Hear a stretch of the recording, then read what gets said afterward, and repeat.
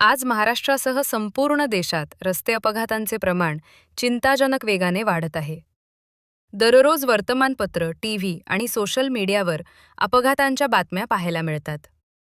अनेक कुटुंबांचे आधारस्तंभ या अपघातांमध्ये मृत्युमुखी पडत आहेत, तर अनेक जण कायमचे अपंग होत आहेत.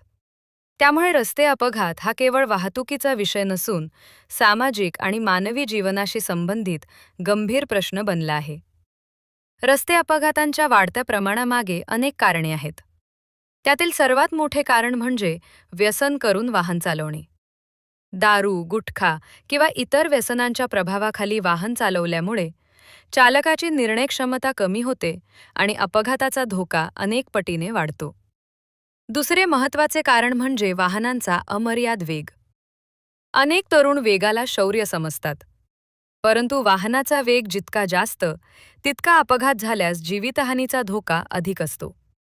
काही मिनिटे वाचवण्यासाठी अनेक जण स्वतःचा आणि इतरांचा जीव धोक्यात घालतात.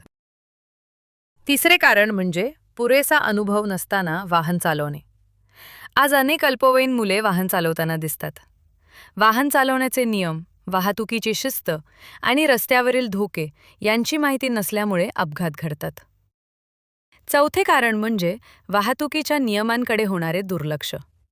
हेल्मेट न घालणे, सीट बेल्ट न लावणे, मोबाईलवर बोलत वाहन चालवणे, चुकीच्या दिशेने वाहन चालवणे आणि सिग्नलचे उल्लंघन करणे या सवयी अपघातांना आमंत्रण देतात.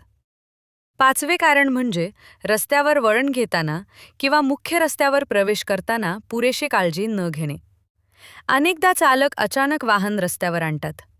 त्यामुळे मागून येणाऱ्या वाहनांना प्रतिक्रिया देण्यासाठी वेळ मिळत नाही आणि अपघात होतो. विशेषतः मोटारसायकलस्वारांमध्ये अनुभवाचा अभाव, वेगाची आवड, मोबाईलचा वापर आणि सुरक्षेच्या नियमांकडे दुर्लक्ष यामुळे अपघातांचे प्रमाण अधिक दिसून येते. या समस्येवर उपाय म्हणून केवळ दंडात्मक कारवाई पुरेशी नाही. जनजागृती तितकीच महत्त्वाची आहे. प्रत्येक गावात, शाळा, महाविद्यालय आणि सार्वजनिक ठिकाणी आरटीओ विभागाने नियमित मार्गदर्शन शिबिरे आयोजित करणे आवश्यक आहे.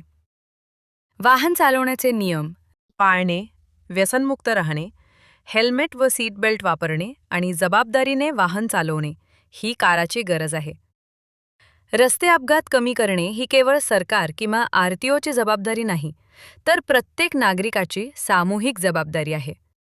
आपण सर्वांनी जागरूकता आणि शिस्त पाळली तरच अपघातांचे प्रमाण कमी होईल आणि अनेक अमूल्य जीव वाचू शकतील. धन्यवाद.